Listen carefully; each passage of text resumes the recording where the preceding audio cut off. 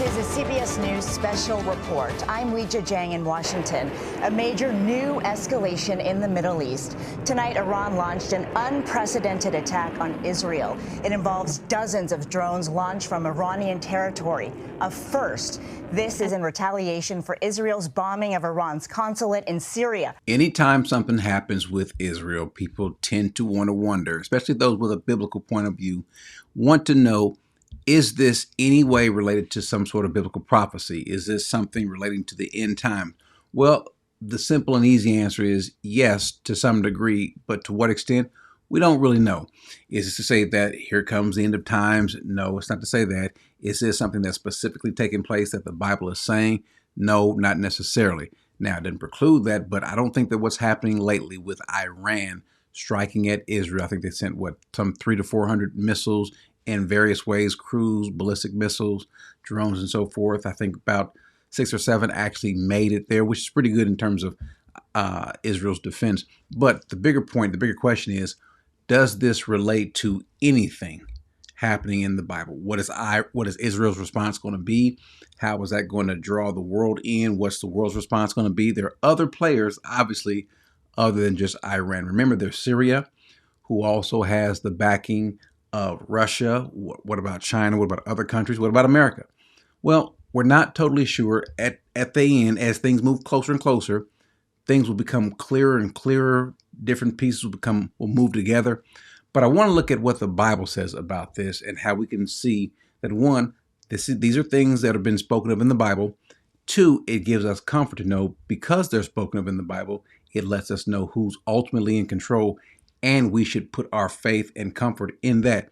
But it also is going to tell us to do something else. All of this could have been prevented had Israel been obedient. However, easier said than done because we're not that obedient, truth be told. But look what he says in Joshua 23:13. This is as they're going in to take the land. God was specific. God was clear. God was careful in telling them, do these things. One of the things was to drive out the people who God wanted gone, or unless they became followers of God.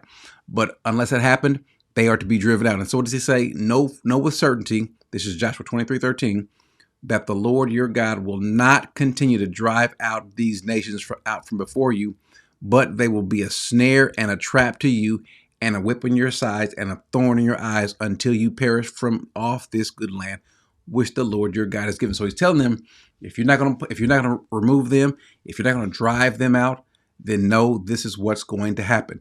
Well, as we go to Judges chapter 1 and chapter 2, specifically Judges 1, around verse 20 on, you'll see that as they take their possession of the land, each different tribe, they are not removing the people there. The folks that are there, the tribes of nations that are already there, they leave them there. As a matter of fact, they end up kind of mingling with them and taking part in their customs and so forth. And they end up becoming what he says to Joshua, a thorn or a prick in the side or in their eyes and so forth. So if we go to Judges chapter 2, so look at verse 20. He says, after they didn't do so, after each tribe after tribe after tribe failed to do what they were supposed to do, God says, so the anger of the Lord burned against Israel. It's important.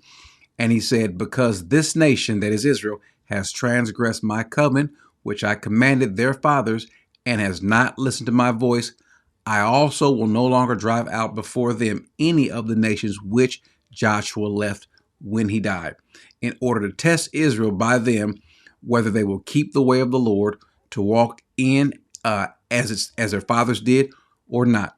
So the Lord allowed those nations to remain, not driving them out quickly, and he did not give them into the hand of Joshua. So what does God say? I'm not going to take them out. So when you wonder why you have groups like Hezbollah and Hamas still in Israel, why are you going to have people that are not of Israel, that are not Jewish, that are there? It's because God says, I will no longer drive them out. They will be there, and they will be a thorn. They will be something to come against you, an antagonist against you, as long as you're in this land, until one, God does something or he drives you off. So we understand why they're there. We might kind of relate this to something political, but it's not necessarily political. This is biblical. This is heaven ordained, because you disobeyed God. God is now going to punish you. But he says ultimately to test you. Now, it's going to be so that God will bring them ultimately to their knees, which means bringing them, that is Israel, to him. As he said You made me jealous with a God that is not a God, so I'll make you jealous with the people that's not a people, that is Gentiles.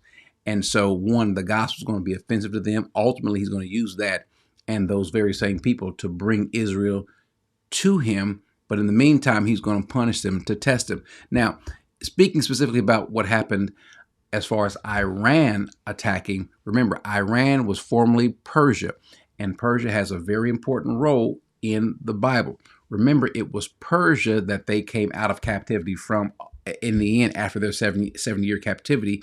It was them leaving from Persia. And then thoughts, think about this. When Daniel is having this prayer before he's praying about what's going to happen before the 70, I'm sorry, at the end of the 70 years, there's a prayer that comes up, and then notice, remember, Daniel's request or Daniel's response was hindered for 21 days by who? Go to Daniel 10. Notice what he says, but the prince of the kingdom of Persia was withstanding me for 21 days. This is the angel Michael saying this. And so now is it saying that this is that every nation or maybe the prince of Persia has an angel with him or a demon with him? I'm not necessarily saying that. I don't want to really go into that, but the point is that some sort of governance, some sort of dominion, some sort of demonic force was also in leagues with who? The prince of the kingdom of Persia.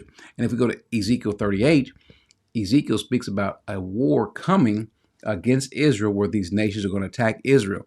And he names some names, kingdoms from the north and so forth. And this may be Russia, as some folks say. And if so, it kind of makes sense because Syria is there and who has the backing and the presence of Russia there. But also notice who's mentioned there in Ezekiel 38. And if you notice in verse 5, he happens to mention Persia as one of those nations that God is going to use, going to cause to attack Israel. And so it won't just be the people that are in the land that are going to attack Israel and be a thorn in their side, but also outside nations. Now think about this. All of this is relating to what Jesus says as well. Again, this is kind of keeping in tune with what God has said that he's going to do with Israel all along. He's going to punish them. He's going to afflict them, ultimately to bring them as a nation to him. Now, in the meantime, a lot of Israelites, a lot of Jews will be lost. They have been given a hardened heart. They've turned their back on the Messiah, which he said is going to happen. He's hardened them as well. But then notice what Jesus says, and this is how we can kind of measure the time. He said, don't be deceived. I don't want you to be ignorant. I want you to know what's happening here. As he says, you will be hearing of wars and rumors of war. This is Matthew 24. Here we're in verse 6. See that you are not frightened. So we see these things. Don't be frightened, for those things must take place, but that is not yet the end. So there are going to be these things that are going to lead up to this. Verse 7, for nation will rise against nation. I think we're seeing that now. We're going to see that even more so. Nation will rise against nation and kingdom against kingdom. And in various places there will be famines and earthquakes. But all these things are merely the beginning of birth pains. Look what he says. Then they will deliver you to tribulation. And he's not speaking individually. He's speaking about them as a nation, and will kill you, and you will be hated by all nations because of my name. Now, he's not speaking about anyone individually. There's no one individually that's going to be hated by all nations, but this nation, Israel, will be hated by all nations. He says, at that time, many will fall away and will betray one another and hate one another. Many false prophets will arise and will mislead many. Because lawlessness is increased, most people's love will grow cold, but the one who endures to the end. And look what he says here. Verse 14 is very important. This gospel of the kingdom shall be preached in the whole world as a testimony to all nations, and then the end will come. So when we see these things happening in Israel, different nations having these skirmishes, attacking Israel, Israel responding and so forth, even however America chooses to be involved and so forth, understand all of these things have been spoken of in the Bible. So when it happens, I don't want you, as Jesus says, I don't want you to not be aware of these things so that you're not surprised, but know these things are happening. And when you see them ramping up, notice that they are the beginning. But at the end, he says that this gospel must be preached, will be preached to all nations. So at some point in time, we're going to see this happening. Is the gospel being preached? Yes, it is. How much longer will it take for it to be preached to all nations? Have no idea. He's not giving us a stopwatch or timestamp to say it's going to happen at this point in time. We just simply need to be diligent about preaching the gospel, about serving him. And the best part about it is this. If he said this is going to happen and it's happening like he said, that gives us comfort to know that he is the one that's ultimately in control. He is the one that we can now rest in, so we don't have to be worried. We don't have to be bothered. We don't have to be concerned, because we know that God is ultimately in control. Amen.